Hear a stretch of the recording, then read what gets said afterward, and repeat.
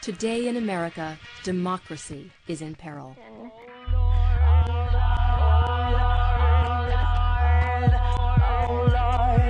We don't even know whether global warming's bad.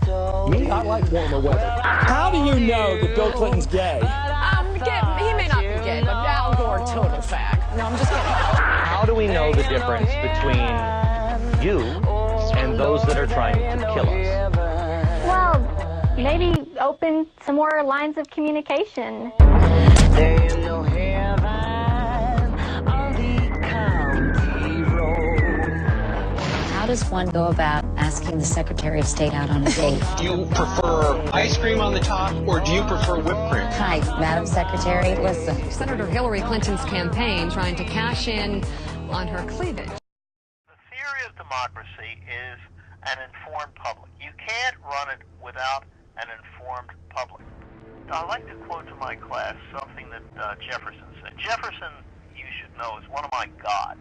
And he said something like this: were I faced with the choice of a government without newspapers or newspapers without a government, I should not hesitate for a moment to choose the latter, because he knew that this idea of his, this democracy, was not going to work unless it had an informed electorate. Journalism is one of the central problems that face a democratic society, because to have a democratic society, you need to have a vibrant, healthy journalism. It's axiomatic. It's the cornerstone of democratic theory. And what you need from that journalism is a feisty, rigorous accounting of people in power and people who want to be in power. They have to be held accountable so people know what they're doing. You need to have a wide range of opinions on the important issues of the day so people can formulate their own opinions. And you need to have a way to get the truth to come out. So there's some way to check for lies and to get factual accuracy to emerge. The corporations that now own our news media, that increasingly brought them into their massive empires, realize that giving journalists the autonomy to make professional decisions is bad business. It's much better business to hold your news division to a fierce accounting, to make it generate the same sort of profit as your movie division, as your TV division, as your music division. And that means basically fewer resources, less investigative work, less controversial work, more puff pieces, more trivia, more entertainment, more celebrity coverage. And that's exactly what we've gotten. Some good reporting is done by television, but nowhere near enough.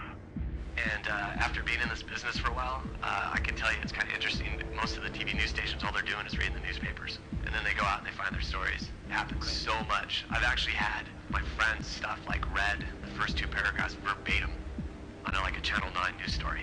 We were what is called a loss leader. It was never thought that we could make money. And yet in all those years that I was working for CBS, I cannot remember having a story turned down because it would cost too much. It didn't work that way. There was no way I could have a reporter working full-time on one story that would take them 3 months to get to the bottom of it.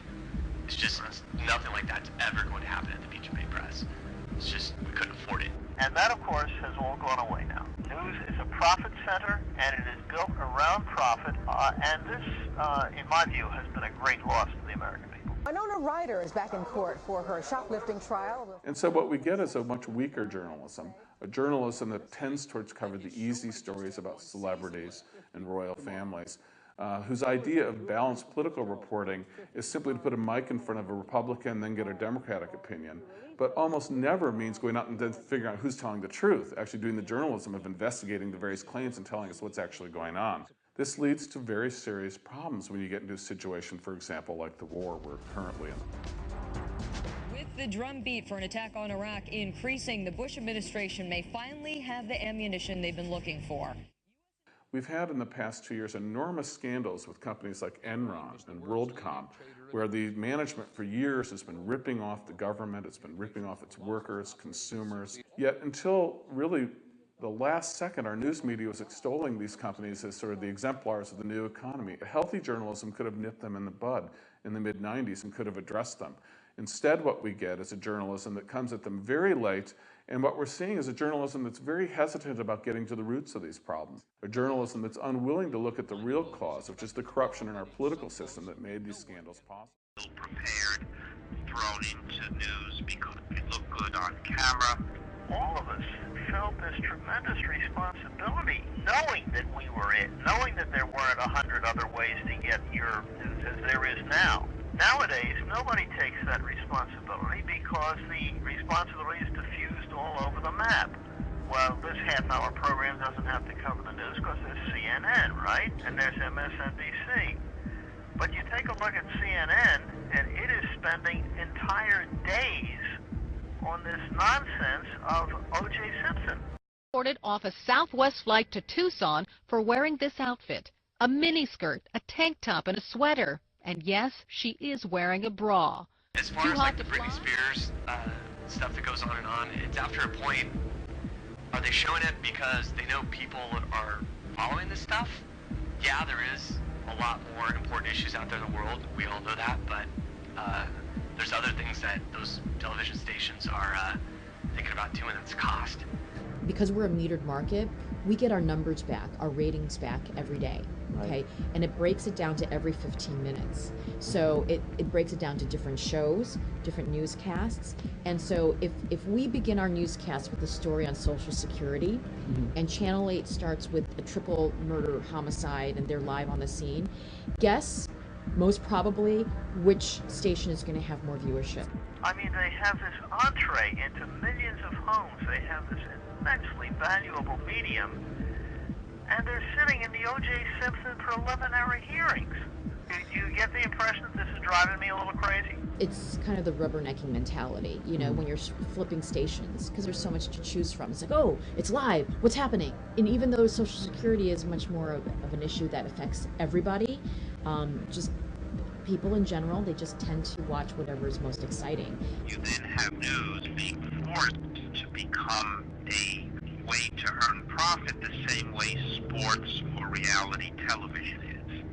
That's not a function that news should have to take on, that extreme profitability. The networks had a responsibility which the government enforced, which it doesn't do anymore, because they had access to the public airwaves. And the public airways are owned by the people of the United States. This has been decided by the Supreme Court. They got access to the airways to put on all the commercial entertainment, and they were expected and required to program news and public affairs. They didn't expect to make money out of it. That was the deal. But as long as you are a prisoner of the terrible security situation here, then that's going to be reflected in your coverage. And not only that, but their own figures show that the reconstruction project was supposed to create 1.5 million Iraqi jobs. To date, 77,000 Iraqi government jobs have been created. That should give you an indication of how far along they are in terms of reconstruction. We have to put everything in its context. We can't go to one small unit and say, oh, they did a great job in this village, and ignore all the other villages that haven't seen any improvement in their conditions. There is no question that the dangerous conditions for journalists there are making it much harder to report on some of these signs of progress, as you point out. But if I look at just the last couple of weeks of your coverage, beside covering the Saddam trial, you reported on allegations that U.S. troops had killed a group of civilians, and that you reported on an attack on a police station, the bombing of a police convoy. You talked about the threat of a civil war. All legitimate stories, but critics would say, well, no wonder people back home think things are falling apart in Iraq, because we get this steady drumbeat of negativity from the correspondents there. Well, who says things aren't falling apart in Iraq? I mean, what you didn't see on your screens this week was all the unidentified bodies that have been turning up, all the allegations here of militias that are really controlling the security forces. What about all the American soldiers that died this week that you didn't see on our screens? I mean, we've reported on reconstruction stories over and over again, but the Auditor General for Iraqi reconstruction says that only 49 of well over 100 planned electricity projects happened. So we can't keep doing the same stories over and over again. When a police station is attacked, that's something new that happened this week.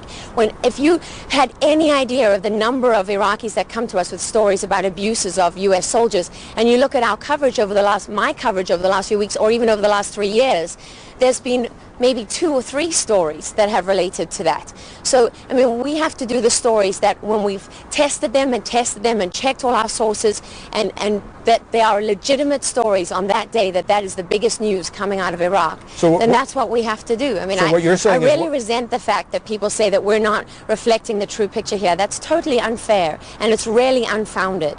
You don't think that I haven't been to the U.S. military and the State Department and the embassy and asked them over and over again, let's see the good stories, show us some of the good things that are going on. Oh, sorry, we can't take you to that school project because if you put that on TV, they're going to be attacked. The teachers are going to be killed. The children might be victims of attack. Oh, sorry, we can't show this reconstruction project because then that's going to expose it to sabotage. And the last time we had journalists down here, the plant was attacked. I mean, security dominates every single thing that happens in this country. Reconstruction funds have been diverted to cover, away from reconstruction to they've been diverted to security. Soldiers, their lives are occupied most of the time with security issues. Iraqi civilians' lives are taken up most of the time with security issues. So how is it that security issues should not then dominate the media coverage coming out of here?